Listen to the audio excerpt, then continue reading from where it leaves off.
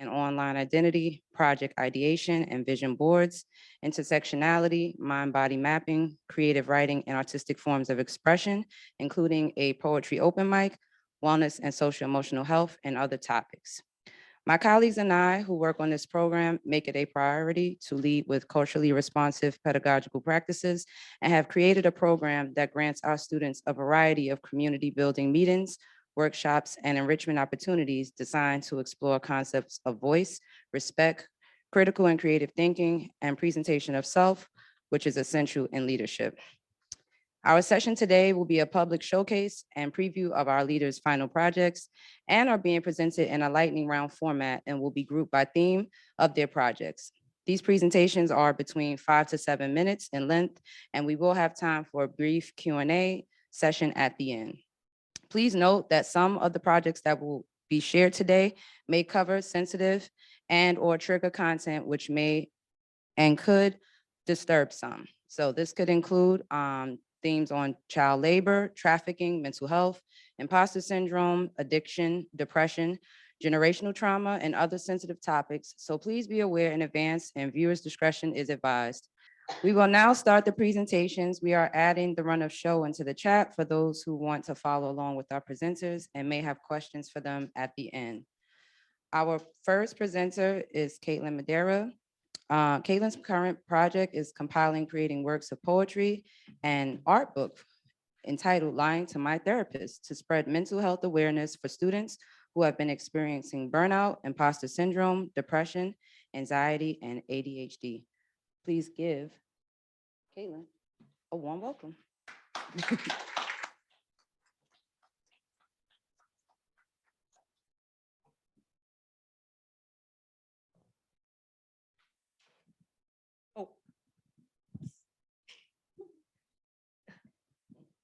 Okay. Hi, everyone. I'm Katelyn Madera. I am a senior graduating this year from Baruch College. And as Lauren said, it's a poetry book about mental health, about the mental health of a college student. And it delves into some topics about generational trauma, like burnout, all those things that all of us know way too well. So it's been a very busy semester for me. On top of this, I've been working on a Hebrew podcast for Rosalia. And I've also created a website for one of my classes called the Phase Mirror. So if you'd like, please check it out. And if you'd like more details on the book when it's coming out, make sure you follow at _ lying to my therapist _. And I'd just like to give a very brief trigger warning for depression and suicidal ideation. All right. Every night, this train passes by Met's Willett Station. No one enters, no one leaves. Still, the steel doors open, conductor beckoning me forward. My mind grows silent as the fog grows thicker. I seem to have forgotten my ticket. I must have left it when I decided to not say goodbye. I stand behind the yellow line, the steel doors shut, train disappearing with this rumbling. It scares me. Why does the silent feel like it's watching? A family playlist. Same old bullshit, shuffle and repeat, same playlist. How could I expect anything different from you? I've got deja vu. Shut up and listen to me for once. Once again, we're at the same place, the same damn dance. Knowing all the steps, we're still offbeat. Change the song. Fucking tired, just take the leap. Don't want to deal. Can't you see how I really feel behind? I'm fine. I guess you don't care, staring at the lake, starving and thirsty. Of course, you're always in the right. I'm in the wrong. Again, again, again, shuffle and repeat. Faking it. What if I'm not really depressed? Maybe I gaslighted myself into thinking this. What if it's all teenage drama I never grew out of, such an attention whore? Maybe my therapist is lying to me about my diagnosis, afraid I'll drop off the ledge. Everyone thinks that they'd be better off dead. I'm nothing special, a statistic with a unique name that everyone thinks is fake. I can get over it myself. Everything is a lie. No need to worry about me. I'm just faking it because I, an introvert, love attention. Wearing long sleeves is the new fashion. I'm suddenly always cold, even in the summer. Caffeine-induced haze. 1, 2, 3 cups of liquid productivity. Ready to start the day, no distractions, procrastination, kiss my ass. The world spins too fast, my movement's too slow. Too much to do, too many thoughts, too many things around. I'll just lie down. It's like second wind losers.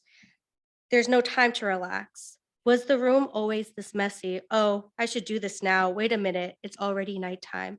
The blank page mocks my inadequacy. Oh, to be alive. The cool breeze fills my senses, sun on my skin. Oh, to be alive. Wind in my hair, people, they stare, but today I'm okay. Oh, to be happy. Friends up to the same old months haven't passed, up to the same mischief. Oh, to have friends. Everyone's happy, we're laughing and joking, a happy family. Oh, to be picture perfect, dopamine in my system, escitalopram hitting good, trazodone me to sleep. Oh, to be medicated. Everything is okay right now, tomorrow still a mystery, take it day by day, you're alive.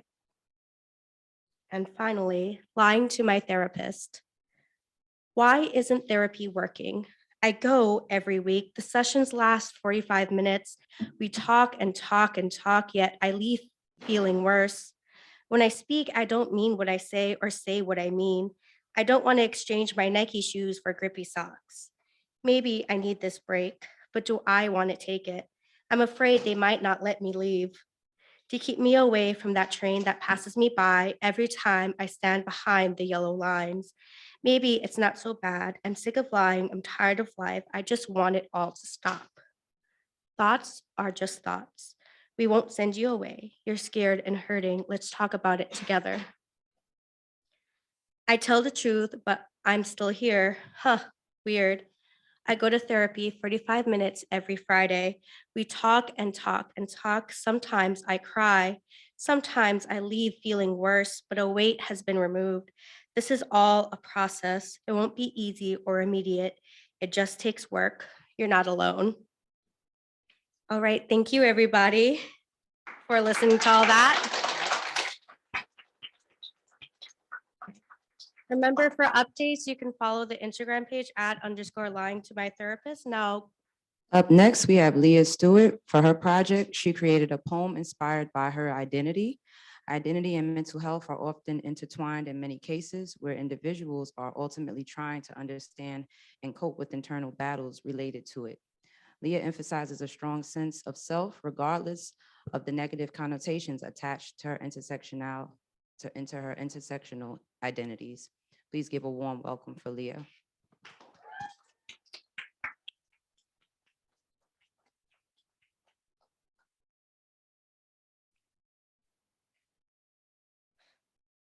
So I called my poem America Hates Me.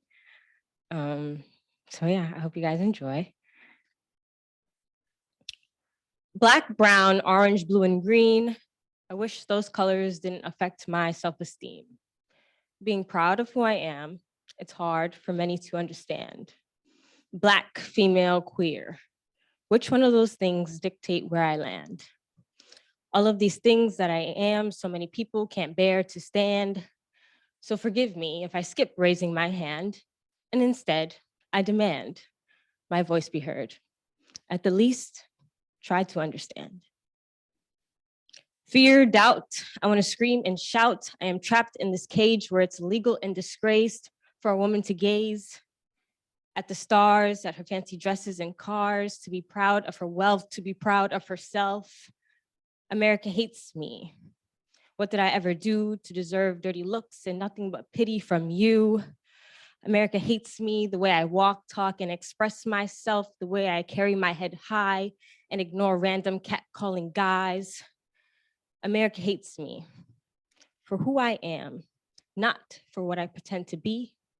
I am me, unapologetically, opinionated, college educated, fine and dedicated, fierce and designated by God to be the one to make a change, to empower, inspire, and incite rage.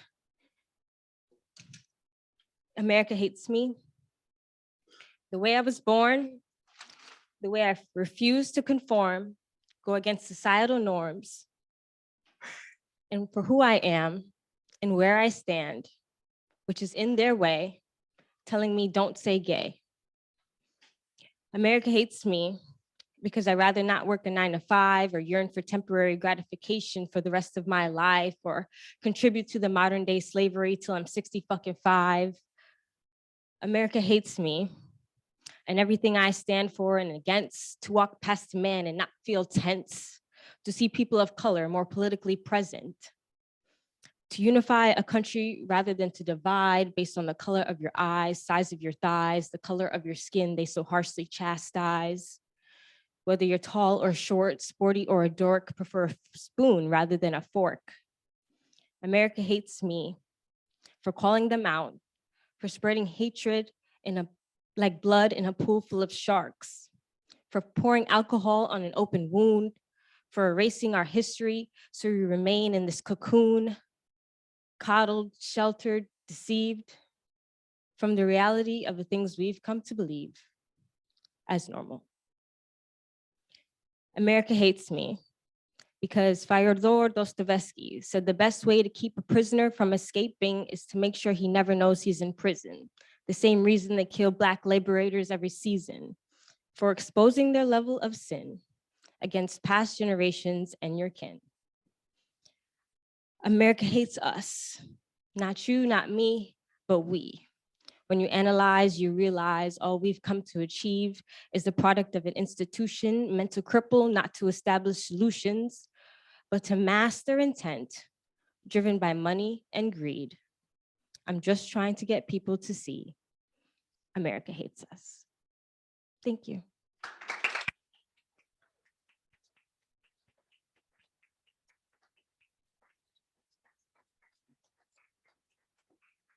Thank you so much, Lia.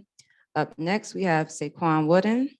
Sayquan's project is a poetry collection entitled Close Your Eyes When You Cross the Street, a collection that journeys through the experience of one's self-adapting to adulthood, alongside reaching personal and mental freedom in a world where the chase for freedom is embedded in a lifelong cross along the street being life, filled with hardships and barriers for better or worse. Please give a warm welcome for Sayquan.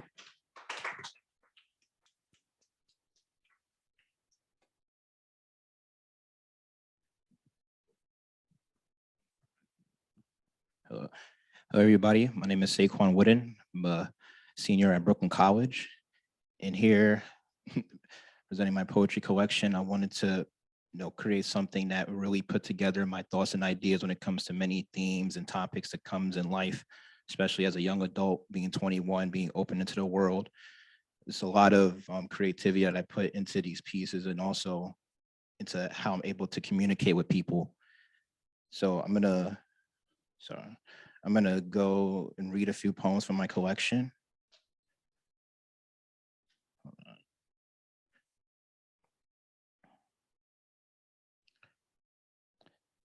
So the first one I'm gonna present is Here We Go Again.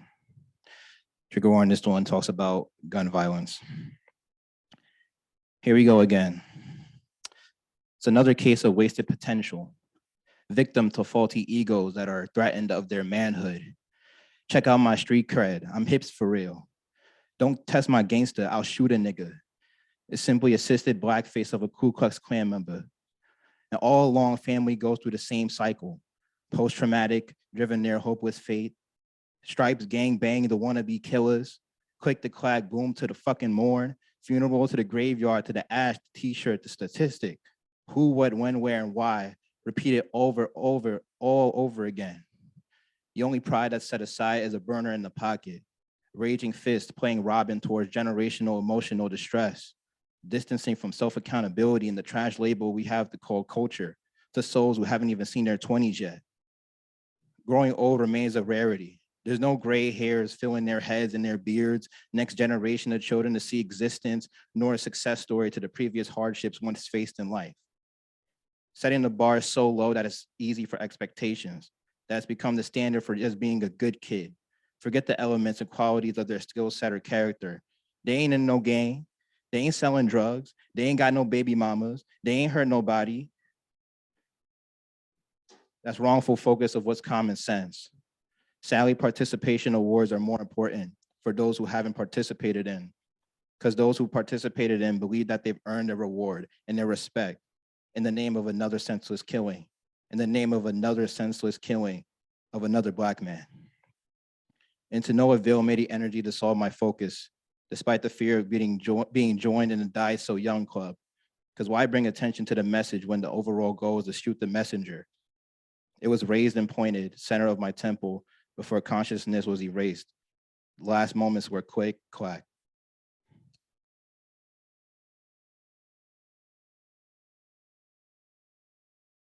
My next poem is Killing My Old Self. At 21, he can finally do it. Laugh and berate the death of who used to be. The boy who was afraid to connect with people, who nearly allowed his diagnosis to place him in a box. He couldn't see his true self until there was a crack in the mirror. Looking over his obituary, it seemed as if he was going through ups and downs in his path to eternal peace with himself, wondering if this was even healthy, self-pitying the course of unhappiness, a dead man walking into an irreversible event, losing his battle with a temporary manner. Face to weight and poor distaste, self-degraded humor seemed great, mind to skin lies a comfort within, a life of sin pinpointed in his cleanse. Growing pains welcomed the second he was born into this world, the amount of time he wasted on stupid things, worrying about his appearance and people questioning his intelligence. The old man who died so young, it's clear as day he wanted to die. He had to take it into his own hands to truly understand the necessity of this life-changing action. This was the last time he was going to look back in bad faith to who he was, instead of letting the negative factors erase his memory and settle him to bed. He contemplated harming and killing himself as the pain was unbearable at times. So while I wash the blood off my hands and enjoy a glass of wine, I accompany myself with the celebration of being free in this current time, becoming happy to who he truly is. Detox in the rain. The best weather for true appreciation. Smiles reconciled around my dimples. In second act of the celebration, I bring forward showing peace, dependent revision, and teardrops from home. The natural cleanse of the mind, standing tall with teardrops from above, becoming the nutrients for plants to grow, with earth washing away sins to redeem itself of the beauty this world has to offer. To detoxify is to gratify by embellish of the imperfections out of our control and in our hearts, a cultural reset in us to set the tone of physical substance and mental prowess. I ran through blocks and jumped in walls, curating life that embodies filling in the blanks, not the color outside the lines that keep us from erasing harsh mistakes. Ode to the craft so dark in style could prove me dependent on a bastard in the wild, with goosebumps evident of the connection upon me, letting freedom ring in the reign of human decency. As you wash away the horrors of what's expected, carry me into the world of mind deceiving, so rain can follow my path of partnership. Please, I so desperately plead. And my last poem is Sacrificial Street Lamb. Don't come running after me now, trying to take advantage of the fruits of my labor. Technical beneficiary by contest of blood relation. You're just another distant relative, another pin drop on a street map. You got some nerve labeling me selfish, yet you sit on the sidewalk all day. It's not my job to get you, your fam, your kids, your friends, your homie, your homie's homie, your homie's homies, other homies out the gutter, especially after you mocked and berated me for wanting to better myself. What I look like staying stagnant and barricaded between walls of misery on both sides of the fence, mental and physical reconstruction. Not every success story is predicated on currency. The ultimate importance is placed on surviving. You ain't gonna misuse my fortune and leech off my work and place me out of bounds, away from purpose and livelihood. Trick somebody else with that bullshit. I ain't no sacrificial lamb. I ain't committing no self-immolation. I ain't no Bartleby. I ain't committing no self-destruction. All the leakage, the cuts, the burns, and the sweats I've accumulated over my body is no match for the faith that I've kept about my fight. I found my way to cross the street. Stop trying to take credit for my discovery. Trust me, I ain't turning back. I got my one-way ticket home, and it's all by myself. Thank you. Up next, we have Shehnija Afrin. Her project is going to address some various topics, including mental health. She believes poetry is an art, and it's the combination of one's feelings and a way to express their inner thoughts. She believes poetry is an excellent way for people to speak out for themselves, especially when they are not able to in other ways.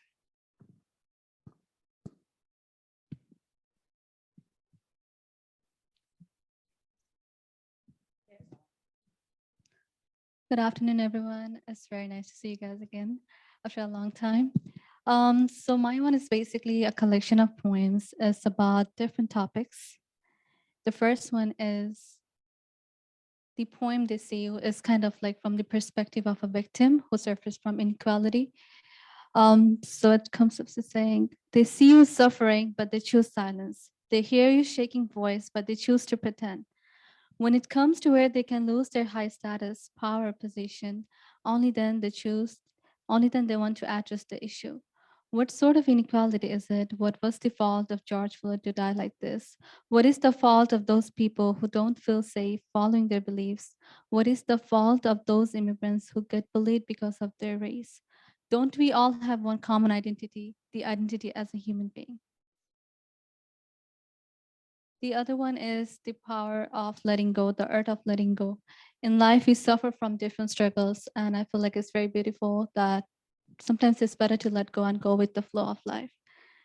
Getting up from your bed when your body and mind needs rest. Did not hesitate to have some breakfast, prioritizing everything other than myself, the urge to look at the memories and leave again.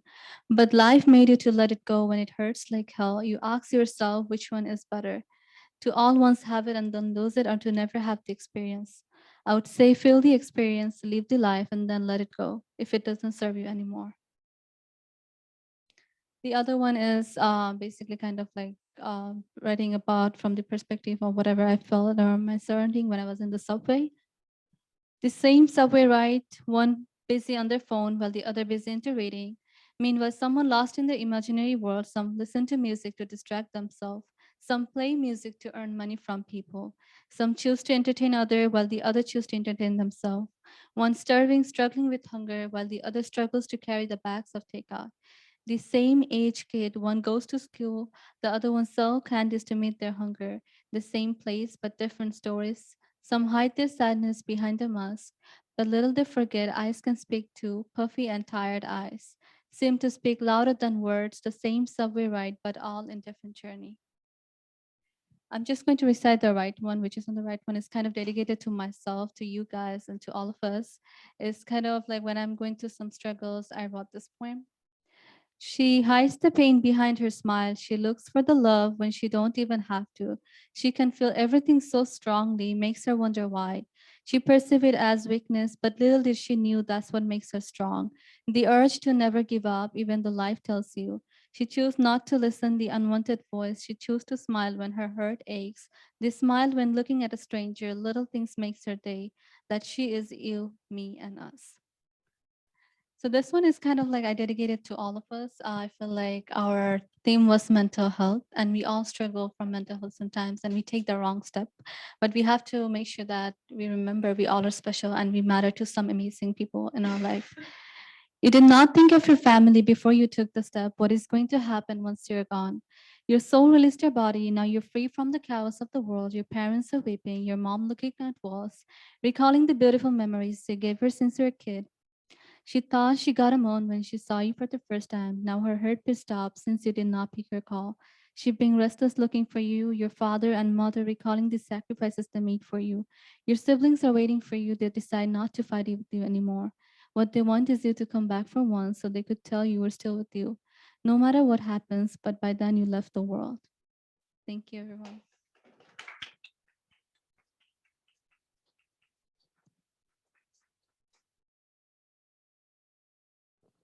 Up next, we have Brian Garrett. Brian's presentation will be on the manifestation of trauma within an individual and society. This project is based on the individualistic society we live in and the factors that perpetuate trauma and addiction. It will also lend credence to how we are to heal to provide a better future than what is presently offered. Brian will dive deep into the intricacies behind trauma and the steps to recovery for all, including himself. Please give a warm welcome to Brian. Okay, so sorry for the wait.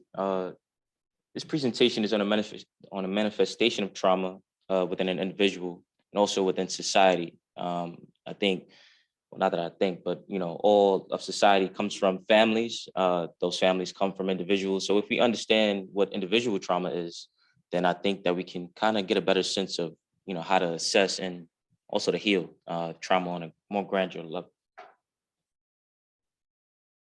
So to give a brief agenda, I know I'm not going to have enough time to go through all of these things, but I want us to kind of go through addiction. What is addiction?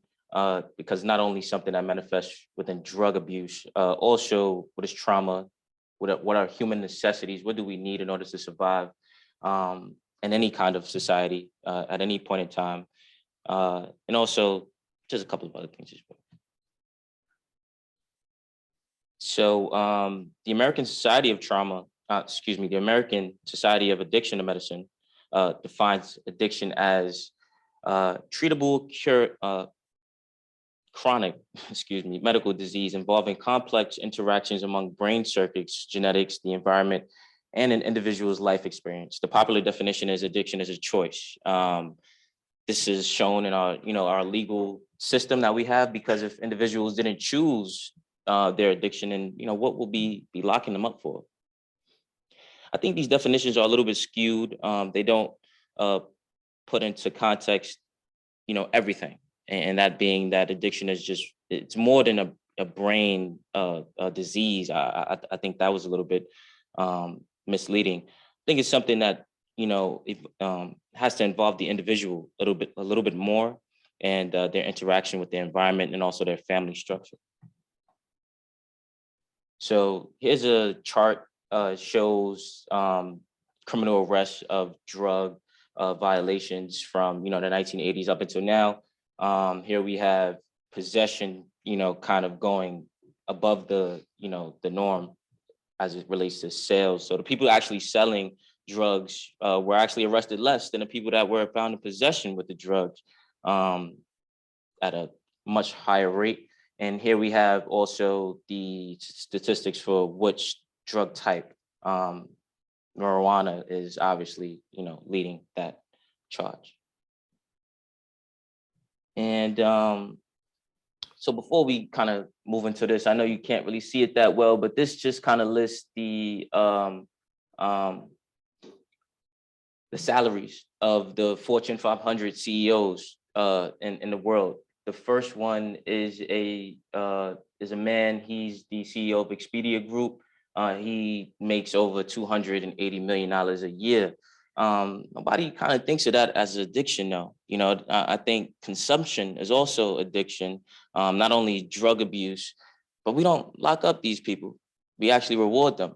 We give them bonuses. They take home more money. But they oftentimes cause more harm to society at large. Individual kind of abusing drugs themselves really only hurts themselves versus the entire society. If you have a CEO that okays oil spills in the ocean, that kind of has more problematic effects to society at large. But these people never get arrested. And this is a chart. It kind of outlines consumption in America of the last 3 years. So it's in the billions. So that's for 14,000 billion. And that's the trend for how consumption is going to continue to go. And we kind of really have to take an assessment of where we are in our current state. Not only in America, but in the world, because these don't only affect the American population, but we'll kind of see a little bit further how they have a much more granular effect on the world at large. So this is just of the last 3 years. Obviously, you can see consumption is through the roof. And and this is of the last 25 years. Excuse me, this was the maximum that they had. So it dated all the way back from 1960s to now. So the black line that you see, that's the trend. So that's where we were trending. Obviously, we hit that and then some, and it's still going through the roof. So we really have to take a more deeper dive into what consumption is. See, I only have 2 minutes. So this is also how addiction affects the world at large. This is kind of some technology landfills that are in India as a result of the, addiction that we have in the United States and, obviously in the world. Gabriel Mate, he's a medical physician. He kind of really goes into assessing trauma, psychological trauma. So he has a different definition for these things. He kind of eclipses it a little bit better, but obviously I only have 2 minutes, so kind of want to wrap it up. This is trauma. He says that trauma is not what happens to you. The things that happen to you can be traumatic, but they aren't trauma. The trauma is what happens inside of you as a result of the things that happen to you. Himself, I'll kind of probably end on this. So he himself is a Hungarian Canadian, in Hungary at the time. He was born during World War II. That was during the time where the Nazis were invading Hungary. So his mother actually abandoned him as a child. And as a result, he had this kind of resentment. He notes this one event in his life. He was waiting for his wife at an airport, and she didn't meet him at the time he was supposed to be met. And he felt this like really deep resentment toward her. He had to really assess where that was coming from. He wasn't angry toward her. He had a much more deeper feeling. He was mad at the fact that, he never really had the chance to heal the trauma of his mother abandoning him and of women abandoning him in a larger context, and what that kind of meant to him, and obviously how they can, kind of come about, and how the wound can open in different moments. That was a video. It's a great kind of video. He kind of delves into it a little bit more. This is more so societal trauma. So obviously we understand the conditions of your individual trauma can be from your family conditions, but societal trauma comes from more so the laws, the law enforcement as well, the policies, the economy, the medicine, and the food. So this is where societal trauma comes from, how you kind of can see it in a community all over the nation. And that was a wealth, this showed the wealth in the United States, kind of moving forward here. I'll end on a quote from James Baldwin, one of my favorite intellectual minds of the 20th century. And I think of modern humanity. He said, you think your pain and your heartbreak are unprecedented in the history of the world, but then you read. He found himself that, he kind of connected to a lot of people once he read more and understood a lot more about the world at large and about the people in it. So yeah, I'd say, if you want to, delve into these things and stop asking questions and kind of get to the solution, you can just open a book. Yes.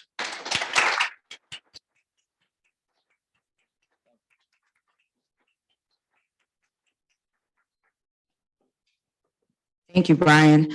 Up next, we have Llewellyn Duncan. He will craft a poem that may very well be described as a social commentary on the complexity of issues his fellow New Yorkers face on a daily basis. Please give Llewellyn a warm welcome.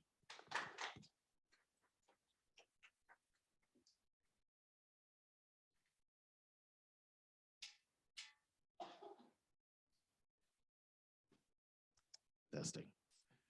That's kind of a hard act to follow. I'll try.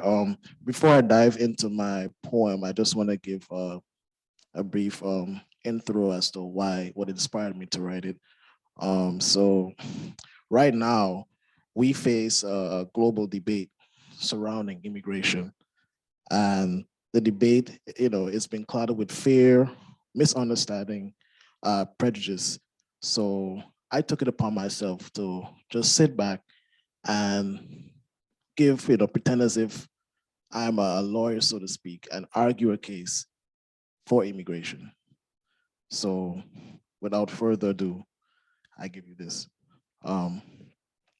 In the city of dreams, where hopes are alive, live the tale of a struggle, a story to contrive. With a whisper of hardship and a sound of despair, immigrants arrived seeking refuge and care. In the hustle and bustle of the streets filled with strife, their voices echoed, yearning for a better life. Dr. Zeus would say, with a whimsical glee, through the mountains they would have traveled to be truly free. Maya Angelou's words of wisdom for this last part really stuck out to me. Still they rise with resilience against the cruel tide. With hope as their beacon, they will never hide. So I know there's a lot surrounding immigration, but immigrants have such value to add to the society. And if you look all throughout history and just the foundations of this country, immigrants have added so much value, so much intellect, from the traffic lights that we see to the ice cream that we eat.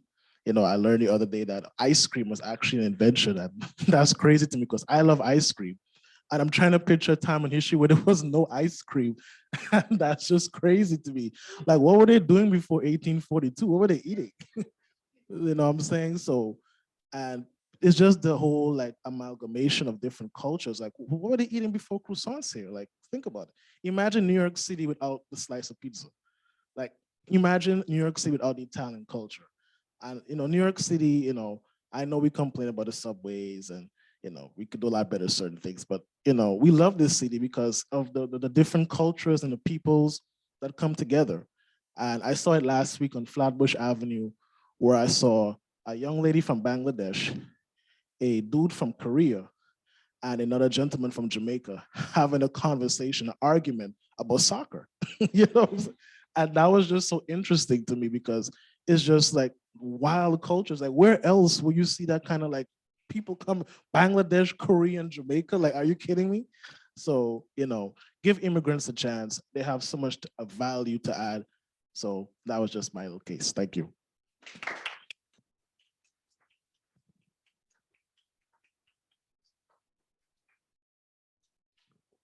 Thank you, Llewellyn. Up next, we have Lily Sahadi. Fashion is a huge part of Lily's life, which is where her project, What You See, stemmed from. When faced with unfortunate events out of her control, Lily turned to fashion to try and aid her mental health. In this project, she displays the change in her outfits from the start of her healing journey to now, stronger and better than before. Please give a warm welcome for Lily. All right. Hi, my name's Lily, and for my project, I focused on my own mental health journey through the past couple months. I labeled it What You See because I focused on when I was going through a really hard mental rough. I started to get a little bit aware, and then I looked through my phone and I realized that I stopped taking pictures of myself and I stopped wearing clothing that I was proud of. And to me, my clothing matters to me and I value it. Oh, it's not sharing. And I value what I put on my body. So to me, that hurt myself because I knew that I cared about something and I just wasn't developing it over my struggle. So when I got a little bit aware, I started to document my outfits while I was still going through the struggle. And, you know, like your journey never really ends and a fully healed mind isn't really attainable. But so I started to document my outfits and how do I? And okay, so here are some outfits, literally so dark and gloomy. And I wanted to document it and not really, I wanted to see how I was feeling and I would put on an outfit and I wouldn't have anything deciding it. And then I would just take a picture of it. And I started to realize that my outfits were very, very dark. And some of these were before I became aware of myself. And then some of them were after I became aware of myself. And you just see repeated literally repeated outfit 4 times. Repeated shoes, repeated pants, just I would put on anything that I knew fit. I would put on anything that I knew would honestly hide my body and just everything about me. And then, hold on, there's more. You know, same outfits, same shoes, same pants. This isn't even my style, honestly. I neglected myself a lot through these days. And like looking back on it now, it was insane. Like that picture right there where I was holding the flowers, I'm literally wearing a pajama shirt outside. And I mean, it's crazy to look at now because like I looked crazy, but I'm glad that I'm aware enough to get better. And now through the past couple months, my outfits finally have some color in them, and I'm finally bringing my style back to myself. You know, like you can severely neglect yourself and not realize you're doing it, which happened with me. I was honestly the one Googling, how do you take care of yourself when your mental health is bad? And the answers that would pop up would just be get exercise, set goals, eat healthy, go to the gym, like what?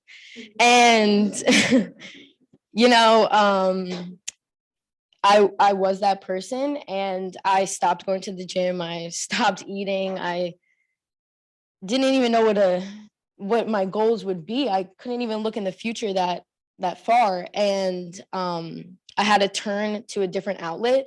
And for me, that was fashion. And I'm really glad that I was able to capture my journey through it and just capture that something finally worked for me in changing my mental health. And, you know, everyone struggles with mental health, but ultimately, like, we struggle in a different way, but ultimately we're striving to feel better. And if I wore outfits on days where I felt good, then what wouldn't push me to wear them on days where I felt bad? And now you can't really see if I had a bad day. Like, one of these was probably a bad day, but I don't even know because my outfit was kind of good. And that's what helped me. And I hope that maybe some of you guys will take this and it could help you. And, you know, your journey with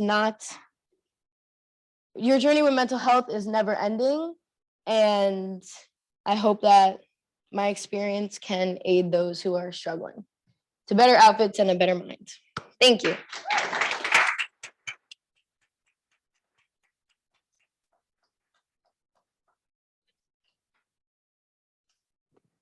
Up next, we have Kathrina Muneshwar.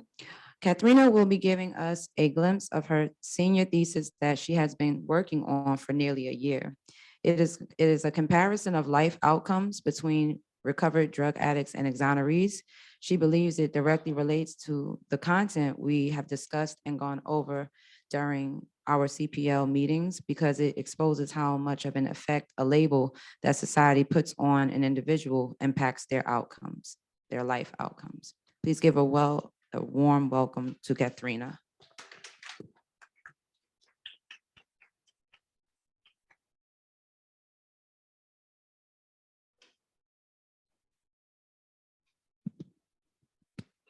Hi, everyone. I'm Katrina. I'm a senior at John Jay, and I wanted to present my thesis because, number one, I worked really hard on it, and number two, I feel like it really does relate to a lot of really good discussions we've had here over our meetings, really about self-identity. And fun fact, I won Best Thesis Award. Bragging rights. Okay, so the main purpose of this is to prove a correlation between recovered drug addicts and exonerees that has not been seen before. When you hear, oh, if you don't know what an exoneree is, an exonerated person is someone who was falsely convicted, went to prison, and then was released when new evidence emerged saying that you're wrongly convicted. Sorry, you weren't guilty. So they're an exoneree. And you're probably thinking, what does a recovered drug addict and an exoneree have in common? My literature review, is this it? Oh no, I'll talk about this though. This is important. My literature review actually shows that recovered drug addicts and exonerees are more alike than different. People don't want them living in their neighborhoods. People don't want them like working alongside their family. People aren't giving them jobs. And you're probably thinking that's ridiculous. An exoneree did nothing wrong. They are factually innocent. The stigma of a label, how important it is. And we talk a lot about labels here. And we talk about how what society labels you as really defines your success. So with that being said, these are some really relevant theories. Okay, in 1963, Becker says, your self-identity and behavior is highly impacted by the way society classifies you. So think about, like, you know, the movie like Mean Girls. It's like a funny movie. We all laugh about it. But that shows exclusion and alienation. You can't sit with us. But we don't laugh in class when we learn like Black people couldn't drink from the same water fountains. We don't laugh at that. But it's still around. Exclusion is still around. We just laugh about it in movies now. So exonerees are, sorry, no, I could talk about that too. But I want you guys to really see how they're related just because of what society says. Society says an exoneree, though they're factually innocent, you're not normal. You're just not, you didn't live the life that a normal person would. You're unconventional. So is a recovered drug addict, even though they're already recovered. So the labeling theory says, basically what society labels you as, you will become. And another relevant, I think, example of the labeling theory, I don't know if you guys know the story of the Scottsboro boys.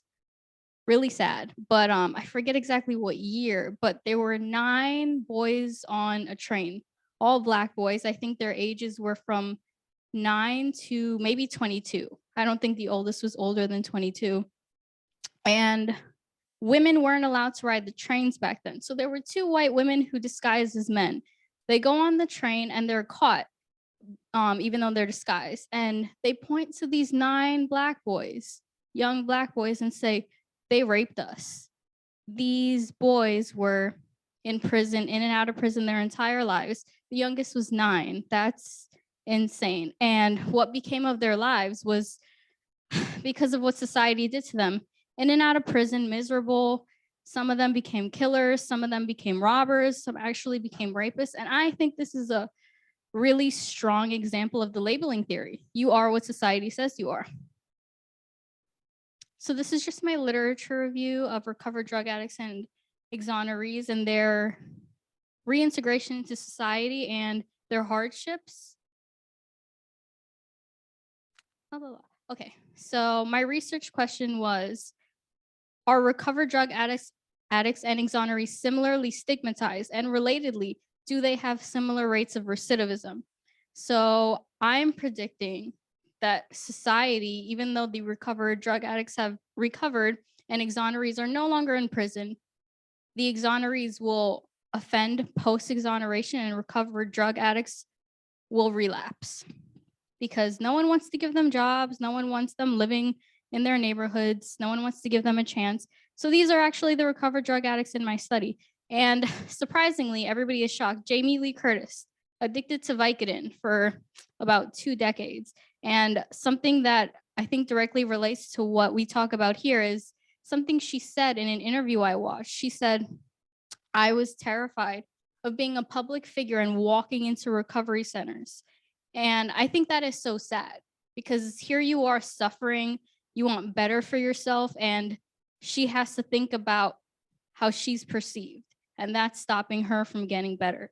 And I think we all should think about that because I know that a lot of us are first generation, and I know that sometimes mental health isn't recognized when you're first gen, you know what I mean? But I think it's a message to look out for yourself because if you don't look out for yourself, no one will. You take care of your own body. You wake up, who brushes your teeth, who goes to work with you, who goes to sleep with you at night. Like, it's yourself, it's your body. Take care of yourself. Whatever society thinks of you, they will always have something to say. So all of these people, these recovered drug addicts and these exonerees were stigmatized. They faced such horrible effects from the stigma of their label, even though they are no longer their label. Okay, these were the results of my thesis. And I measured stigma, relapse, exclusion, alienation, and all subjects, all 8 subjects said that they face exclusion and alienation. But however, I think my results were skewed because I think the protective, like the mediating factor of this research study was support from family and friends. Luckily, all subjects received support from family and friends. So I think that it would be a little bit different if they didn't receive that support. Stigma. And yeah, so any questions or anything? Okay, thank you all. Through voiceless images, Ryan aims to convey how the people in our lives have a profound effect on us by leaving a mark and influencing our emotions, perceptions, and even our lives. Ryan's goal is fighting for increased resources and funding for undocumented students who are struggling financially, but are still giving it their all in hopes that one day things will change. Please give a warm welcome for Ryan. He will be presenting on Zoom. Thank you. Thank you, everyone.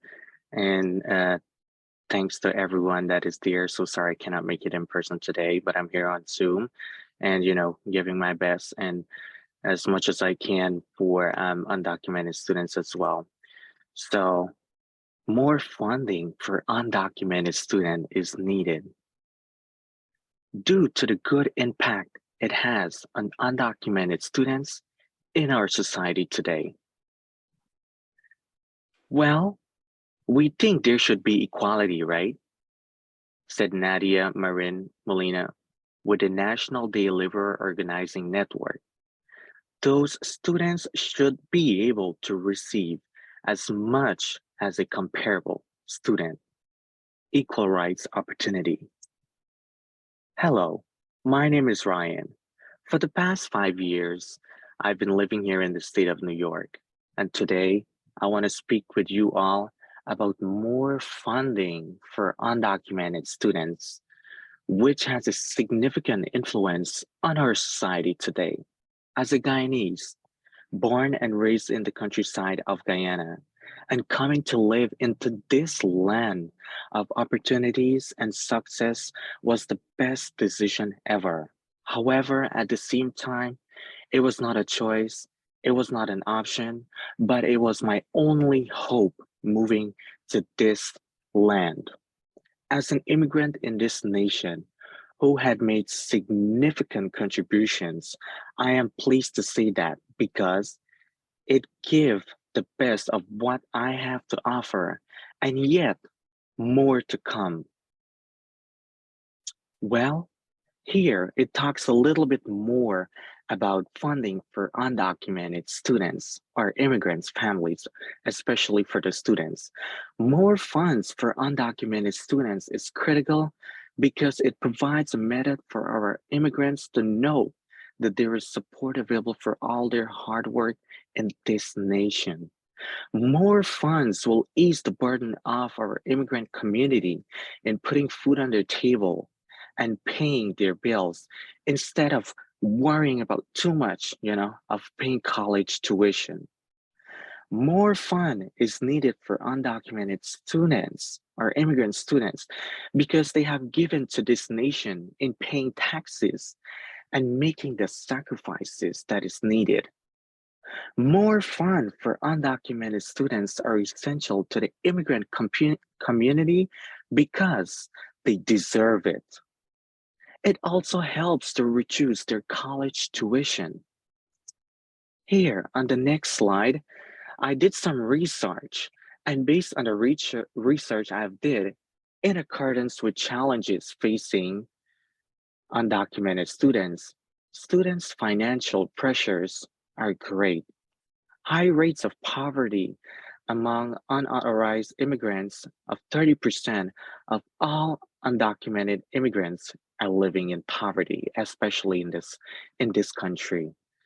Some families find it difficult to pay the rent and buy food. Therefore, they simply cannot afford to spend tens of thousands of dollars on their kids' college expenses. Could you just picture that? What what these family experiencing and going through out there and pushing and working at as hard as much as they could, advocating for themselves and for their children, sending them to college, making all the sacrifices that are needed, sleepless nights, working so hard on their 2 feet just to send their children to college and to have that better life, to set an example and to lead that example as well. Not only that, but also, as for undocumented immigrants, what is it like growing up as an undocumented youth in America? Discuss the challenges faced by millions of undocumented children and youth in America who must contend with social exclusion, difficulties in pursuing education, worries about being detained and deported, and then trauma of being separated from their family and loved ones daily. Could you merely consider the potential effects on their mental health that this could affect them? Just think about it, you know? Not only that, but folks, do you honestly believe that everyone should sign a petition that asks for everyone's input on funds for our hardworking, undocumented students facing hardships in this country? However, I hereby call on the officials, to investigate this matter because there's a lot of students out there looking for help to fund their education and to contribute to this. As a peer mentor, based on my experience at BMCC and colleges out there and encountered with undocumented students, they had shared their frustrations, of the difficulties that they're going through, and they're looking for help and some sort of comfort out there. And they don't have people to talk to, nobody to turn to, because what? They're feel threatened and condemned and afraid to speak and to open up their voice because people will condemn them in society. But what is it really being an undocumented student means? What does it really all means? So folks, I implore each and every one of us, to express our love and support to our brothers and sisters out there, since we have no idea how much anguish and suffering they're going through just to go. So I am with them. Are you with them as well? Consider this. Think about it, and what is it like picturing you or, being undocumented or working out there? What is it like? It's not easy. It's very difficult. Funds are out there for undocumented students, but it's not a lot. I am with them. So you can consider this as well and being with them as well. Here is an article that talks a lot about undocumented student, and I would encourage each and every one of us to scan it or, reach out to me later on, and I could definitely share this QR code with you so you can read more about undocumented immigrant students here in this country. It's a touching article. When I found it, it was really touching. I was into tears. But then I thought of sharing it with you guys. Thank you all so much for listening to me. I hope this make an impact and, that we can work on this together and, we're in this together. Thank you.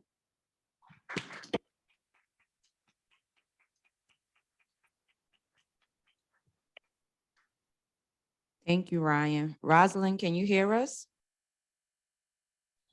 Hi, yes, I can. Awesome. Up next, we have Rosalind Hernandez. Her project, the Mind Matters Mental Health Workshop, is a program designed to promote mental health awareness, education, and support. The workshop covers various topics related to mental health, such as stress management, anxiety, and depression, self-care practices, coping strategies, and seeking help. Please give Rosalind a warm welcome. I'm going to share my screen real quick. Okay. Can you guys see my screen? Yes, we can. Okay, one moment. Okay, so before we start, what inspired me to do this was actually Kelsey. And I'm saying this because I remember when we started the CPL program, and one of the activities that we did was, she said that mapping idea, and since then, like, the mapping idea has really like embedded in my brain, because I literally thought it was such a good way to express feelings, because I feel like, you know, sometimes you can't say what you want to say through speech, so a better way than to transform it to art. So Kelsey, thank you for that. So I came up with the idea with Mind Matters, Empowering Mental Health and Health Wellness, because I feel like mental health is very important, and especially now that this month is actually all about mental health. So here's to go. Now, the agenda and some of the topics that I will be covering would be introduction to the workshop, its mission, understanding mental health, settings and workshop series, and goals and purposes. Okay, now the Mind Matters mission. Welcome to the Mind Matters workshop series. It is a transformative journey towards understanding, nurturing, and empowering your mental health and wellness. The series is an interactive workshop. It is designed to provide you with valuable insights, practical tools, and a supportive community to help you navigate the complexities of mental health well-being. Each workshop is carefully crafted to address specific topics, allowing you to delve deeper into different aspects of mental health and acquire essential skills to enhance your overall well-being. Understanding mental health. Rosalind, we have one quick question, sweetheart. Is your slide supposed to be showing with words or something? Yes, it's not showing. Still not showing. It's still on the cover slide. It's on the cover slide, yes. Oh, one moment. Let's see, resume share. Can you guys see now? No. Oh, let me see. Okay. Can you guys see now? Yes. Okay, boom. Sorry, guys.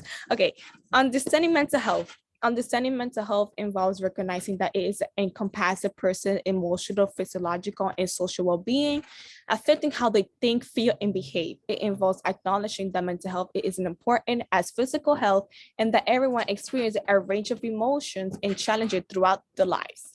Mental health is not solely limited to the absence of mental health illnesses, but also to include positive aspects with such resilience, coping skills, and overall well-being.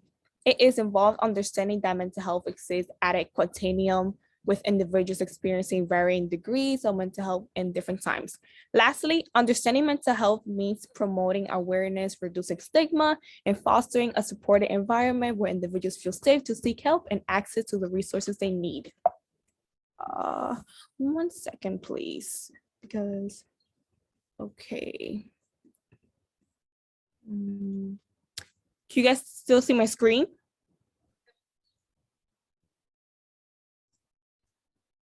Okay. Now, speaking about these are, so I thought about having a different kind of workshop, because I believe that, you know, workshops shouldn't be something that should be corporate. I believe that there are a lot of workshops are always in a setting where you had to be in a room, in a corner with different kind of people. So I just thought about, why not having these workshops be hosted like publicly in the space? Can everyone hear me?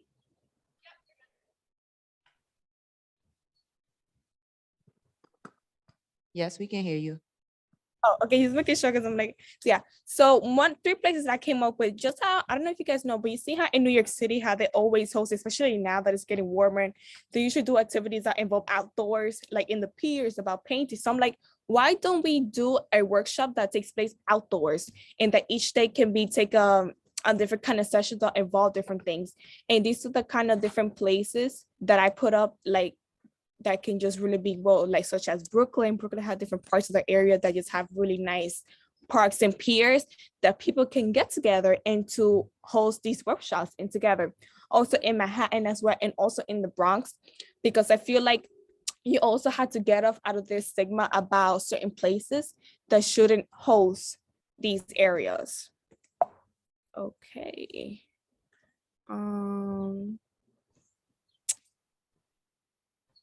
The next one.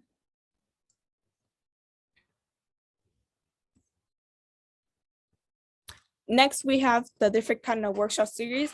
Each of them are broken out into different categories. One would be resilience building, which is the ability to adapt and cope with stress and adversity. It can include discussions on the importance of positive thinking, setting realistic goals, and building supportive relationship. Secondly, would be self-care. This is a workshop that can also provide information about self-care and is offer practical tips and strategies to help individuals prioritize self-care in their daily lives. Not something that you can just do as a one-time thing only, but also every single day. Also nutrition. I feel like there had not been one workshop that I have attended that have ever focused on the nutrition kind of part, because I feel like people just think diet has no link to mental health, but I think it does. So nutrition would be exploring the relationship between nutrition and mental health and offers tips and strategies about eating and having a healthy diet to support the mental health wellness. Okay. 1 second, please. I don't know why my laptop is acting up. Okay.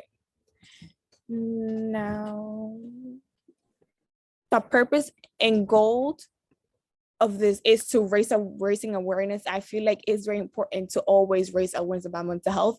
And even though we always say about raising awareness, but it's like, okay, but truly what is that we're doing, that we're talking about wholesomeness. It's not about just raising awareness, but what can we do, especially in the people of color community that we don't see this often. So it's like, what can we do that we raise awareness about these mental health workshops, that our primary objective is to help them and to help the people, and especially in impact the individuals in society. Secondly, provide support and education. I feel like there's a lot of things that mental health is a topic that is very wide open, very widespread, and there's new things that we always learn every single day. So I feel like having the support of education and having these little micro things just implement in our lives, and also seeking guidance and support just to learn about health professionals and peers as well.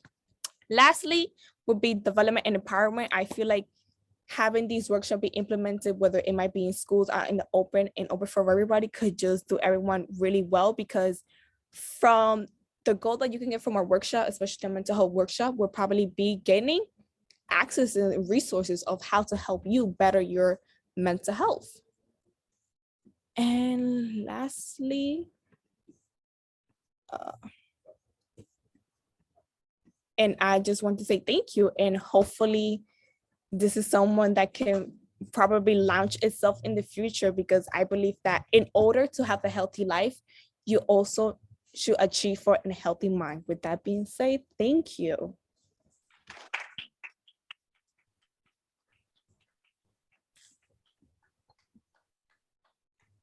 Thank you, Rosalind.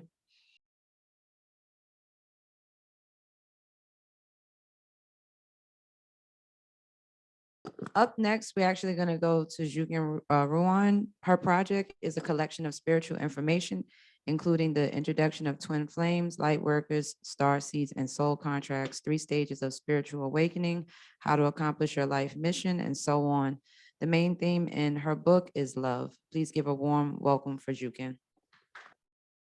My name is Xueqin Ruan, and from 3 years ago, I work on the spiritual work. I began my spiritual awakening from 3 years ago after I met my twin flame. What's mean of twin flame? That's one soul in two. We could feel each other's own feelings. And after that, I began my love mission, being a light worker, spread light and love to this world. And my project is a book named Double Machine, Twin Flame Network and Star Seeds. It's a spiritual information.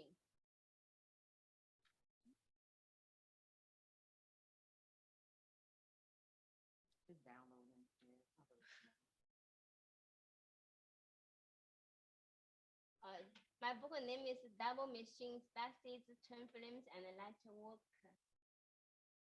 Here I introduce my book.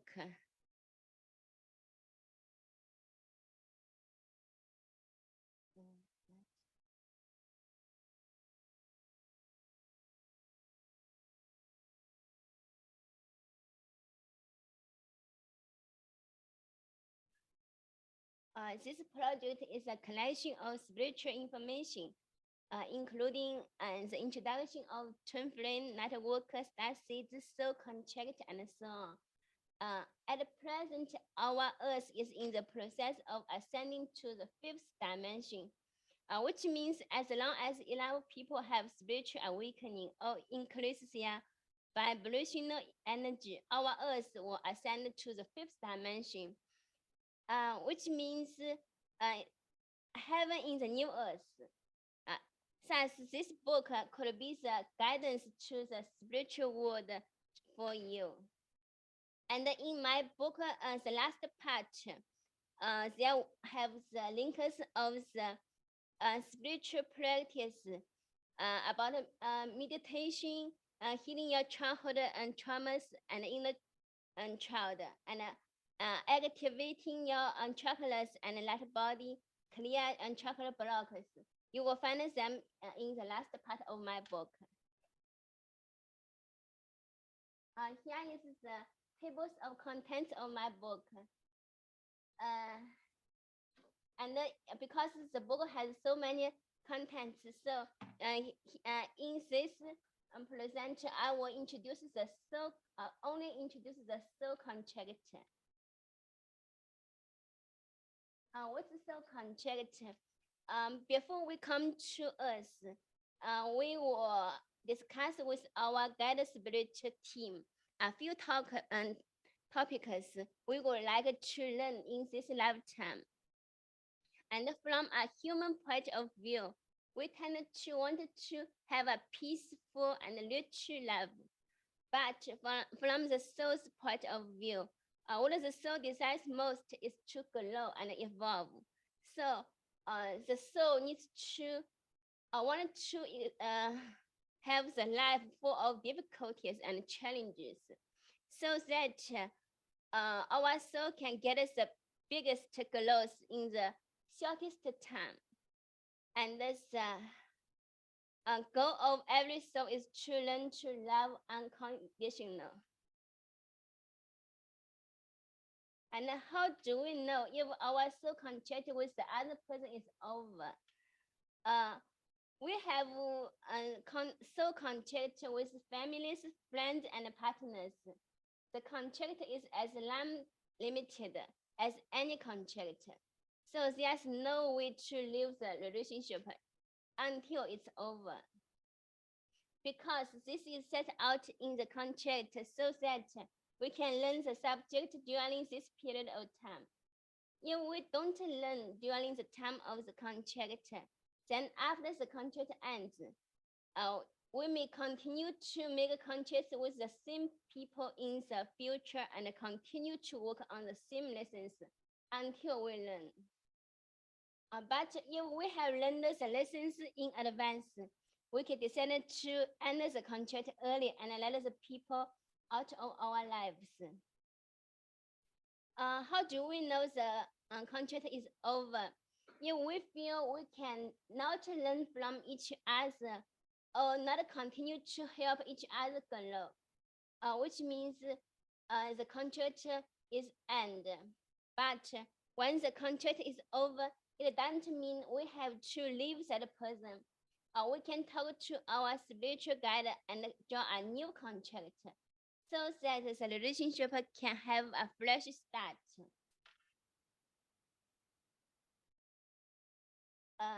How to find our potential and mission in this world?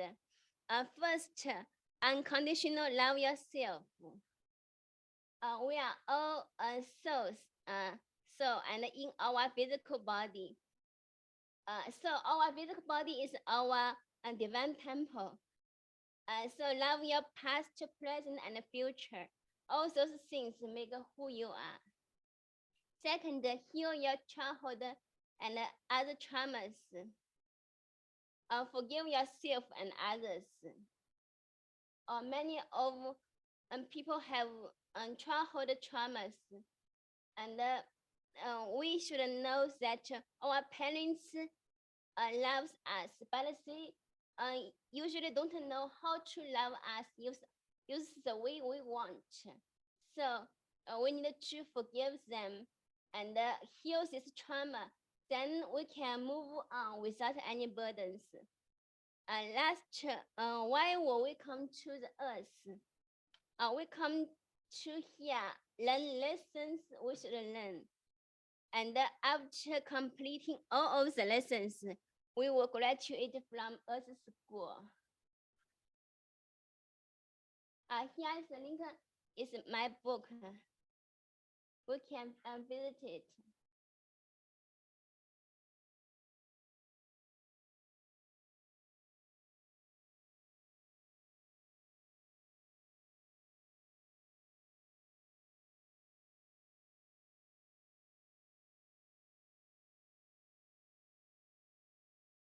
This book is about love. This is table of contents. And this poem I wanted to share with you because everyone comes heaven, and everyone is angel from the heaven. We live in the light and love, and without pain, without other negative things. But when we come to earth, we forget who we are. So sometimes we feel lonely. But I hope this poem will let you remember who you are when you before you come here. Love, you are me, and I am you. You are the light of love, so true. Love is eternal. Love is forever. Eternal love that bonds us together. We exist only in these feelings of love. We are the light of love. We are the love of love. Existing forever in its loving bliss. Forever in bliss in this grace. We are shining the light of heaven. Forever, for everywhere. Thank you.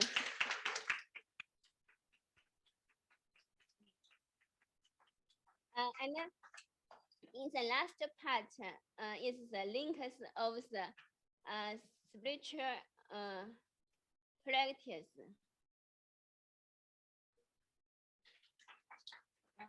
I hope if you wanted to have know some spiritual knowledge and spiritual practice, I hope you can use this information to practice them, to heal your childhood traumas, and to open your chakras, have a spiritual awakening. I hope this will help you. Thank you.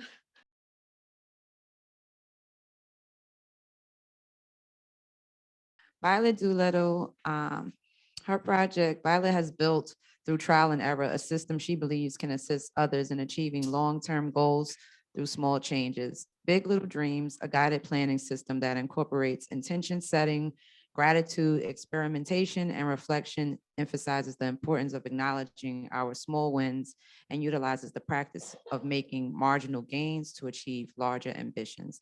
Please give Violett a warm welcome. I'm sorry, everyone.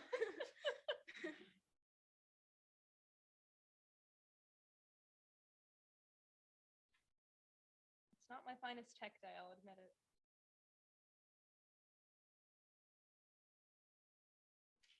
All right.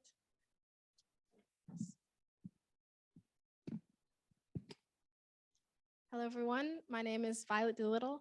I am a junior at City College. I'm studying creative writing and biology. I'm also a pre-medical student.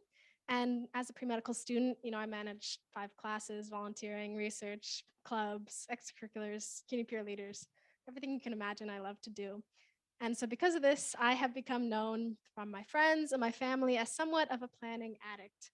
I love everything from to-do lists, calendars, schedules, etc. And through the years in college and in high school and beyond, I've sort of constructed my own planning system that I think can help other people achieve what they set out for. What I believe the core of it is actually through making small changes to achieve these larger ambitions through marginal gains. But also one component that I've incorporated in my system that I think others have neglected is consistent reflection and gratitude and acknowledging your small growths and your small wins along the way. Because one thing I've noticed in my friends and in my peers is that they do not give themselves credit for their accomplishments. I have friends who are the first to graduate college in their entire family, and they're just considering it like a checkbox. They're just moving on to the next thing. And I think it's vitally important for people to acknowledge their growth and their small wins, big and small, because I think it assists you in moving towards greater, bigger things. So if anyone would like to scan the QR code before I move on, I created a website that walks people through this system, which I will take you to now. Unfortunately, I don't have an actual domain name yet, so it's currently Cranberry Trumpet, Squarespace, whatever. So if you would like the link to it later, I'd be happy to share it with you guys. But pretty much my main idea is starting small to make big changes. And on this page, I just have the mission statement, which is to empower individuals to acknowledge and celebrate their small wins along the way to bigger goals through intentional planning practices and consistent reflection. I also have a little bit about me and some of my planning systems that I use on a daily basis. And clearly I was a very organized person from a young age. I mean, you can see I'm very messy.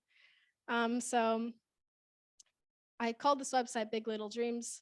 You could also call it Little Big Dreams, which is just small dreams that you can take through big changes.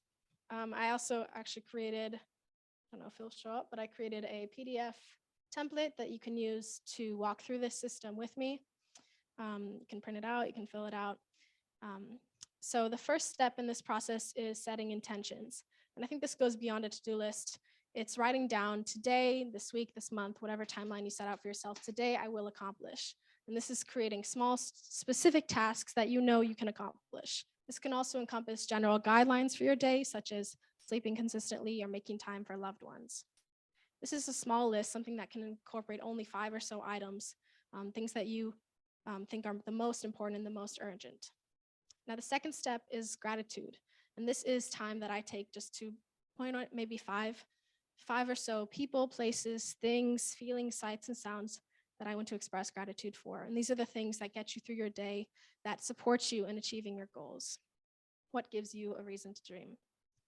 Now, the third step, what I believe is one of the most vital, is experiment. Now, my father always taught me to live my life as an experiment of one, to make small changes throughout my day-to-day life that I think can push me towards becoming the best version of myself. So I'm always trying new things, trying new hobbies, new habits, and seeing what works. Some don't stick, some I totally fail at and cannot get through, but still trying, continuing to experiment. So this is a point in your plan when you create 1 or 2 small tasks that will work towards your goals. This can be just small changes to things that you're already doing. Shifting maybe the time that you wake up 5 minutes earlier, reserving an hour of your night to study a new hobby that you want to get into, practicing breathing exercises when you're feeling overwhelmed. So after completing all this planning and going about your day, seeing what you can get done, the next step is reflection. And this is something that I don't think a lot of planning systems really incorporate, but something that I've incorporated, particularly in the last semester, that I found has made the most significant changes in my progress. And this is the time at the end of your timeline where you take the moment to note what you think went well. This can include the things that you already set out for yourself to accomplish, that you did accomplish, and also surprises along the way. You began, you experimented, your efforts should be awarded. Focus this section on the positive and do not dwell on what you have not yet to do. Next, it's also important what can be improved. This is not the opportunity to beat yourself up because you didn't get everything on your to-do list done, because you didn't get to do what you thought you set out for, but to acknowledge opportunities for improvement that you maybe can try again in your next round of experimentation. It's important to be kind to ourselves. And I close it out with one more round of gratitude, because I think it's always important to be grateful. Growth is difficult, and taking the time to acknowledge everything that supports you in achieving your goals is really wonderful. So the only last thing I'd like to share with you guys is this last tab on my website. where I actually, from my wonderful friends, received some quotes and some experiences that they shared about small steps that they took toward achieving larger goals. For example, one of my friends joined a new club on our campus to get out and meet new people. One of my other friends just joined our school. She didn't really know anyone, so she decided just to start raising her hand more in class, to start speaking up and to meet new people. And now she has a large group of friends. She's got wonderful support system. One of my other friends decided to cut out soda from his diet because he's trying to be healthier, and just one small thing he can change. So if anyone has any big little wins they'd love to share with me, I have an email for this website. Otherwise, thank you so much for listening, and I hope maybe you learned something today. Thank you.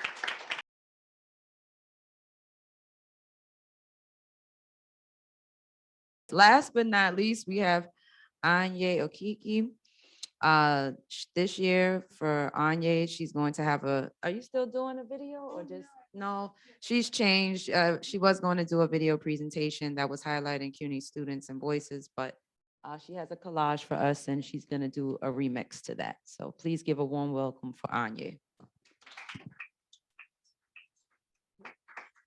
Hi, okay. Okay, hi everyone, Okay, so I originally wanted to do a video presentation, but then I changed my mind, and I decided to really okay, what I wanted to do, right? So in the beginning of this, in the beginning of this year, I made a vision board for the very first time, and I really liked it. Like, I really enjoyed it a lot. It really helped me to be able to see like the goals I wanted, I always been talking about, but it really allowed me to look at them every single day and remember like what it is I want to focus on. And so this year, I really want to focus on change and transformation as like the two main themes in my life. And so what happened is that I really wanted like the year 2023 to be a year of change, right? Like a new chapter and season in my life. And so I wanted to see like how change and transformation looks like to other CUNY students. And so what I decided to do was to ask some of the CUNY, oh, thank you. Ask some of the peer leaders here about like how some questions about how change and transformation looks like and feels like to them. And so I was able to interview some people here, and what I did, right, was that I made this vision board, and I actually have it here. Want me to put it there? Yeah, so I actually have it here, and this vision board is supposed to be, oh. Oh no. No, it's like drilled to the board. Okay. Oh yeah. Thank you. Thank you. Thank you so much. Okay. And so yeah, so this vision board, right, is supposed to be I wanted to make it a physical copy. The reason why is because I wanted to show I'm sorry. I wanted to show like a 3D version, right? Like basically like our goals and visions brought to life. And so that's why I made it a physical copy. And so some of the questions that I asked some of the students were, okay, like how did your life change post-COVID? What does change look like and feel like to you? Another question I asked is like, what does like your ideal CUNY look like? And what would your very best self look like? Like, what would they do? How would they talk? How would they act and stuff? And so after this, like I learned a lot from the students that I was able to talk to. I learned a great deal. Unfortunately, I can't say everything because it's really long, right? But what I will say is that I noticed like a common thread between all the answers. So I will say like Violett, right? Because I was able to talk to her. She dreams of a CUNY that's accessible, that's achievable, welcoming, and it gives real world skills to its students. She also talked about like self-confidence and the drive to put herself out there, understanding that, you know, because of the pandemic, unfortunately, we can lose certain opportunities. So she wants to bring herself out of her comfort zone. For myself, my life has changed definitely during the pandemic.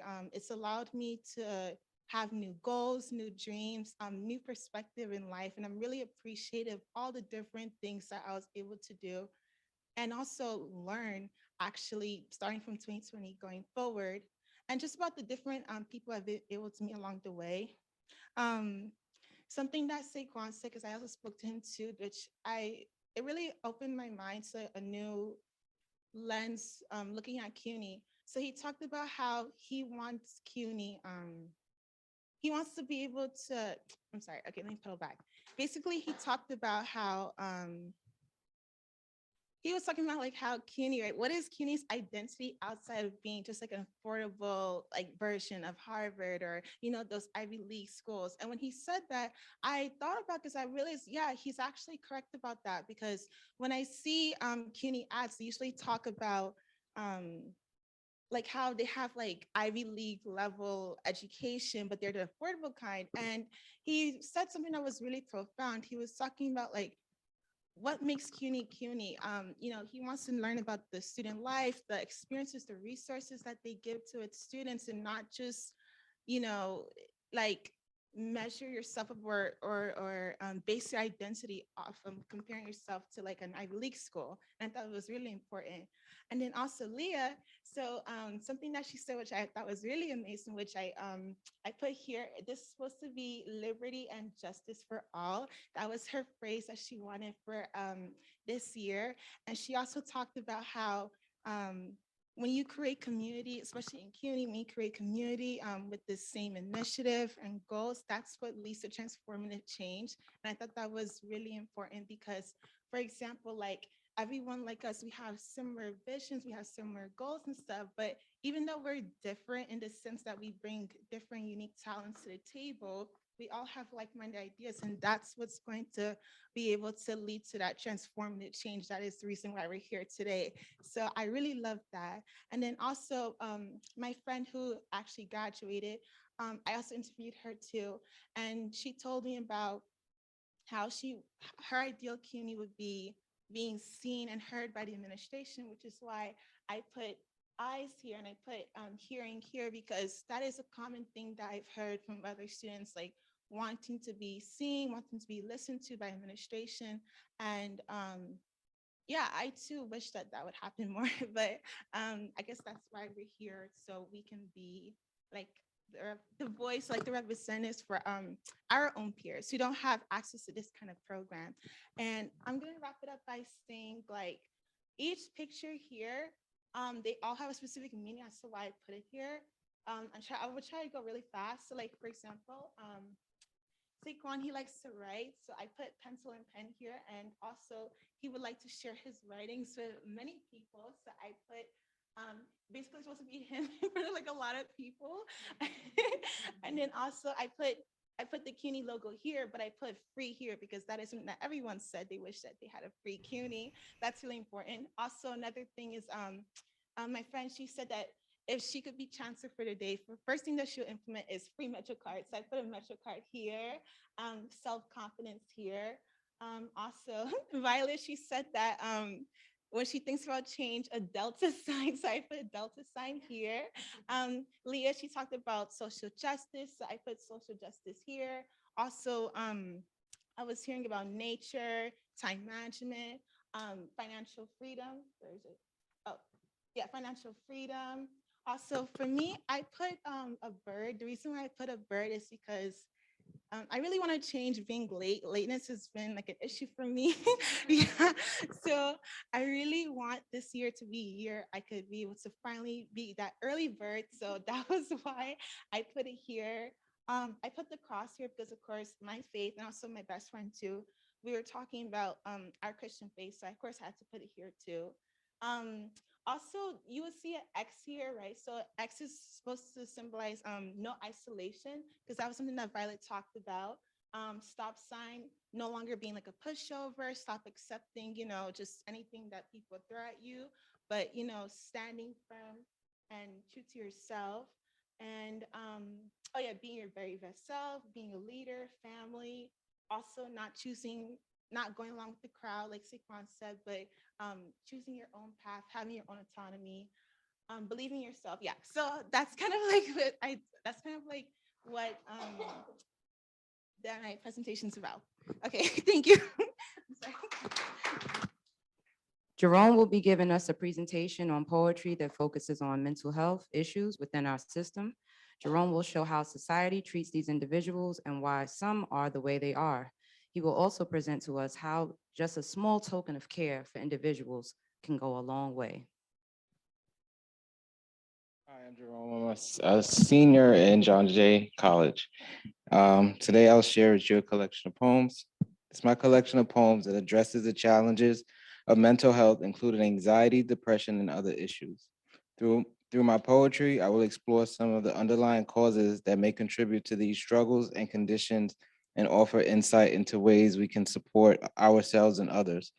With mental health issues becoming increasingly relevant, especially in the wake of the pandemic, it is crucial that we raise awareness and provide support to those in need. Fascinated by the intricacies of the mind, I made the decision to pursue a degree in psychology. Through this journey, my path led me to work in the Department of Health and Mental Hygiene, specifically in the field of psychology. In this role, I encountered numerous mental health patients and heartbreaking stories, resulting in severe depression, anxiety, homelessness, and addiction. Many of these individuals expressed a profound sense of loneliness and a lack of someone to confide in. Recognizing the importance of having a space to vent and freely expressing oneself, I discovered the invaluable refuge provided by the safe zone of CPL. This community has not only been a source of solace for me, but also for countless others. It has offered us a platform to share our thoughts and emotions, fostering an environment where we can find understanding and support. I am immensely grateful for the existence of the safe zone within CPL, and it has served as a lifeline for those in need. It is truly a testament to the power of connection of empathy. Thank you, everyone. Lauren, Jackie, Kelsey, Kathy, thank you.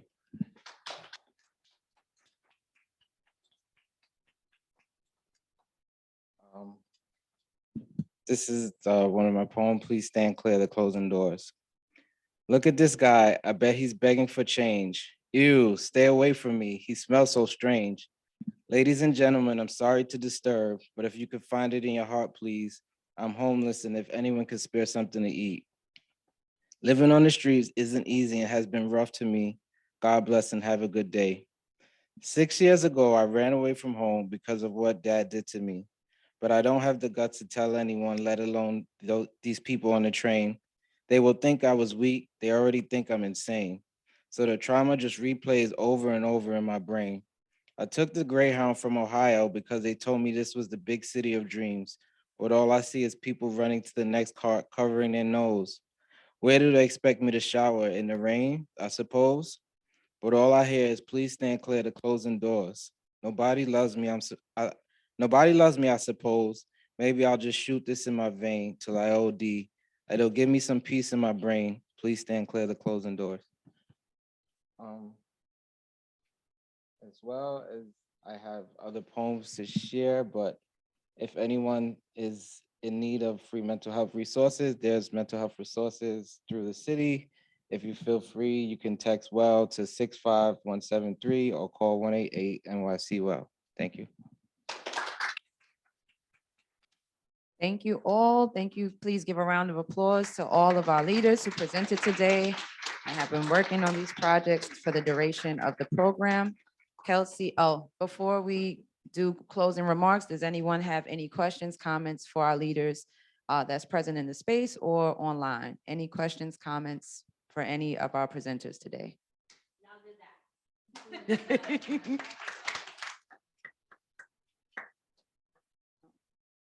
Okay, passing it over to Kelsey. We're gonna wrap this up.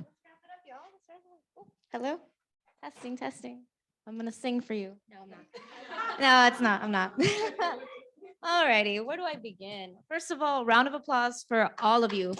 Come on, I wanna hear it loud. All of you. Now, let's get a round of applause for our amazing, amazing director, Lauren. And Jackie and me, yes, but so what can I say? This, in spite of the technical difficulties, right? We have persevered. And I think that's one of the most amazing things that I've met through all of you is how much patience, care, resiliency, and determination that you all carry. It has been a pleasure getting to know you. And I know we've only honestly scratched the surface of everyone's identities, right? Embodying mind mapping, in poetry. These are just mediums and levels, but there's so much more to each other.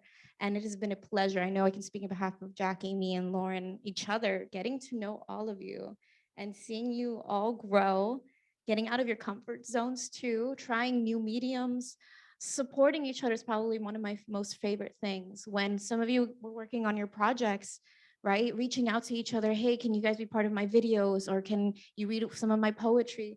That is incredible, guys, because I mean, at the end of the day, we can't do this alone, especially when it comes to the work that we do in educating, in social justice, in inspiring and motivating people. It's not a single effort. It really isn't. And through mental health, right, we think sometimes we're dealing with it alone. We're not, right?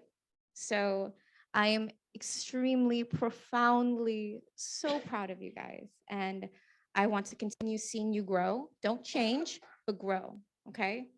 Continue being your most authentic selves, shine. Don't let anybody ever bring you down. They do, come talk to me and we'll handle it, okay? I'm small, but I can fight. I'm strong. I'm just kidding. But either way, regardless, I'm very proud of you.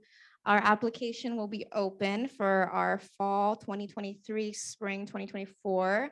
So if you're still part of our CUNY, system, you can apply again, and that'll be on May 23rd. We'll release that. So I encourage you to apply because we'd love to have, the alumni perspective. And I think we have some cool ideas brewing for next year. Have some new things popping in here. So we'll do body mind mapping as always, but we'll do some cool stuff too with sound.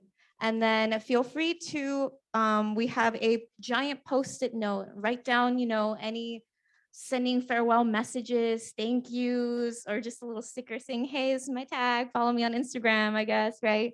Over there by the table where Violet's at. And thank you so much, okay? I really appreciate learning and meeting all of you. And don't be strangers. Yes, Rod.